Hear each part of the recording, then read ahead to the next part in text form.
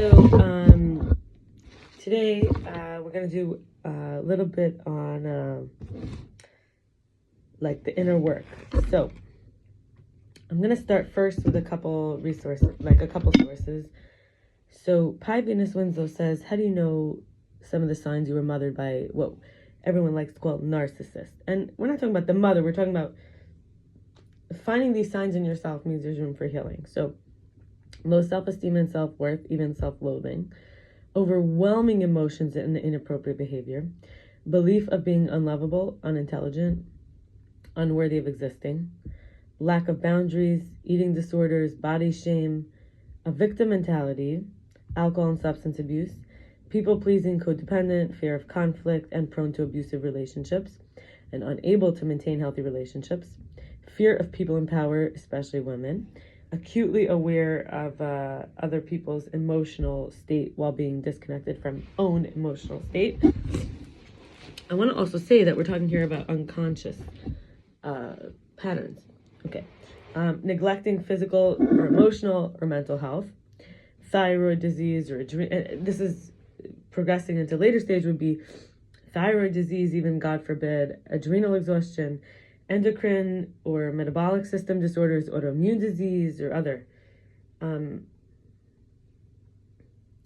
then I want to make a comment. You know, you could say it was a narcissist father, I believe would be very similar. And now I want to talk from DA, Debtors Anonymous, specifically for artists. Okay, I want to say I do not consider myself a member, but I want to share some really good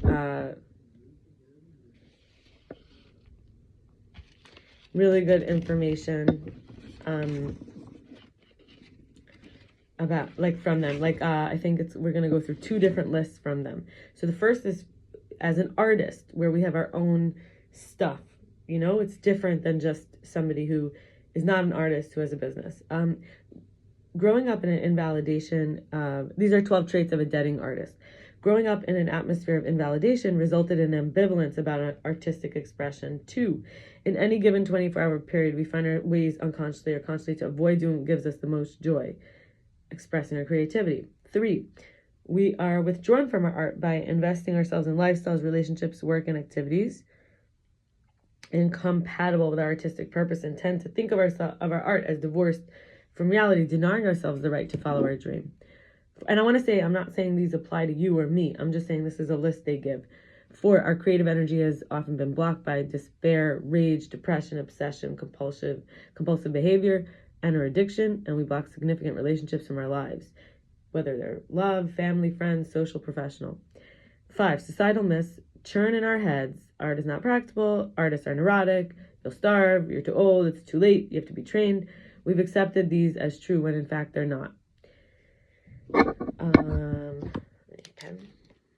Okay. 6, we felt intimidated by other artists' success, even envy, fear, self-pity, perfectionism, resentment, and other character defects block our faith in our own creative gifts, and we do not feel worthy of success. We feel like a fraud. 7, we often feel not safe and afraid of becoming a target for criticism, harm, or rejection. We prefer to be invisible and stand forever on the edge of beginning, caught in an avoidance syndrome.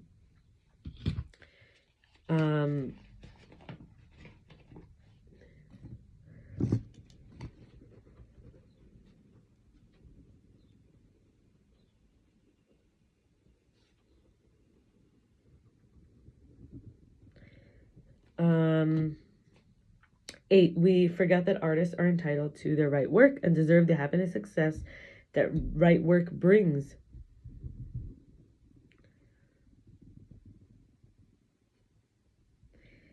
And 9, we, fearful of pursuing creativity as a means of earning a living, we avoid commitment.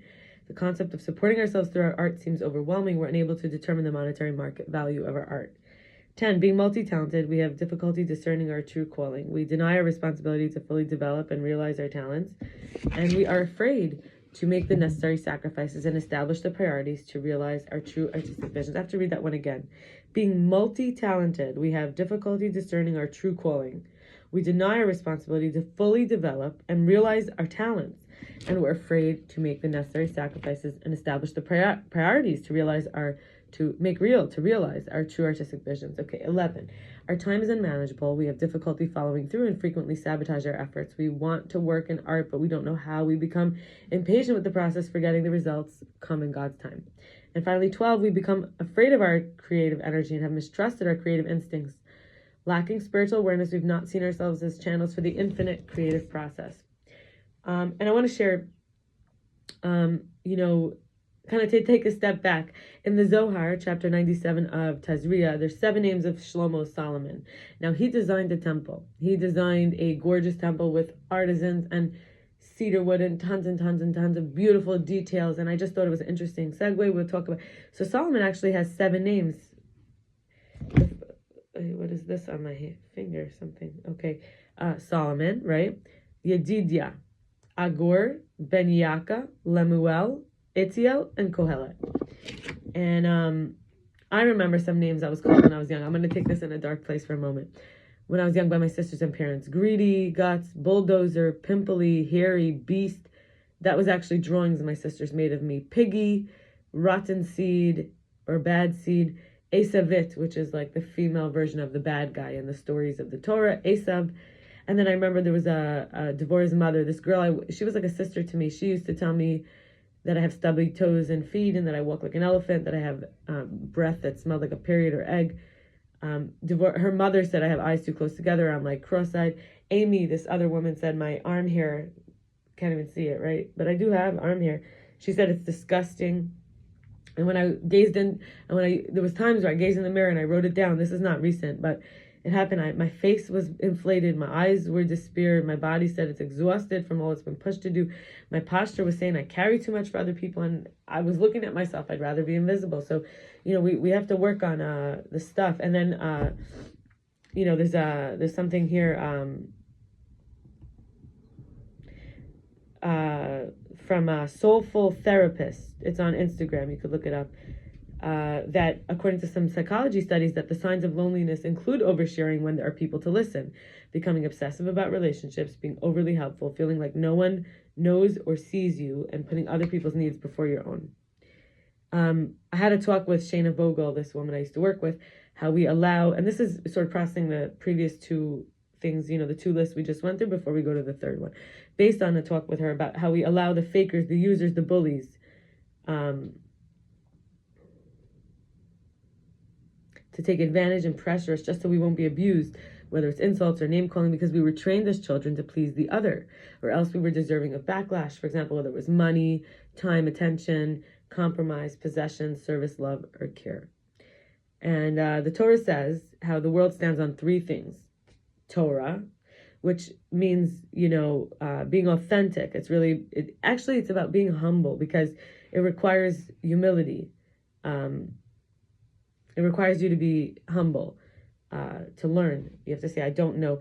Tefillah, which requires authenticity. Tefillah is prayer. You have to be authentic. You have to tell the truth. And finally, Gemilas Chasadim or Tzedakah, which requires kindness. So it says that there's 3 things. You have to be authentic, kind, and humble. Self-doubt. This is still the talk with Shayna Vogel. We have 3 more pieces from her. Conversation with her. Self-doubt is when we have to learn to respect the needs and wants, so that we have something to look forward to get out of bed for something worth it, right? Versus the depression, the lack of fun, emotional exhaustion, no passion or excitement in life.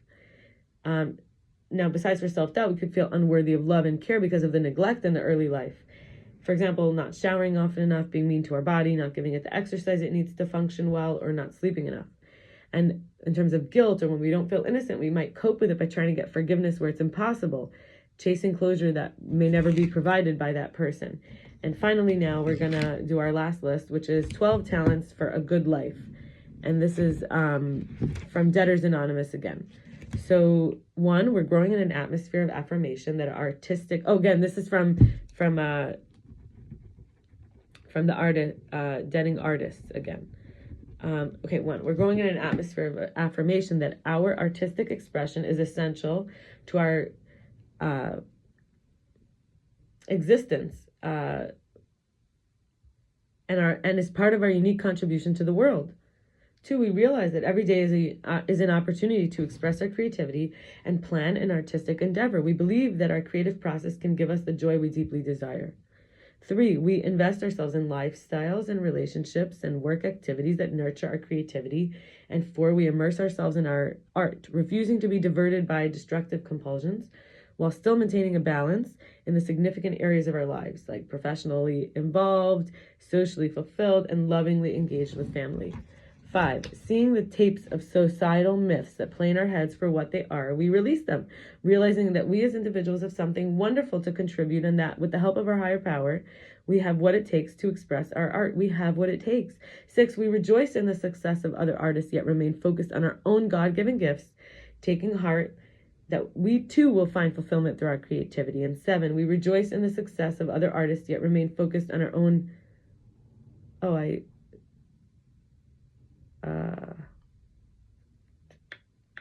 read that one, right?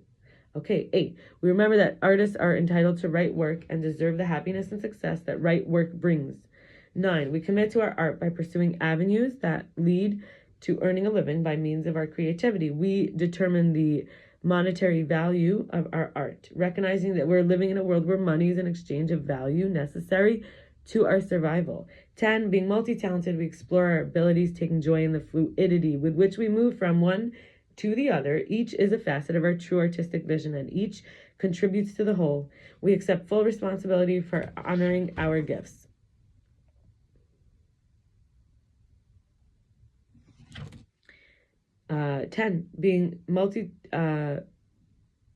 11.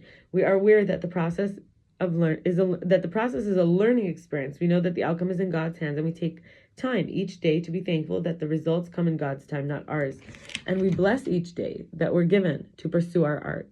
12, we turn our lives and art over to our higher power with the aid of that mystic force. We trust our intuition, knowing that we're channels for the infinite creative process. And deeply grateful for our creative energy, we offer our art as a gift to be shared. And I wish you a very blessed day, and more to come tomorrow. Bye-bye. And a happy year. A happy year with pleasure and joy, healing, every type of healing. And connecting to the core self with strength and unity for all. And may it be so.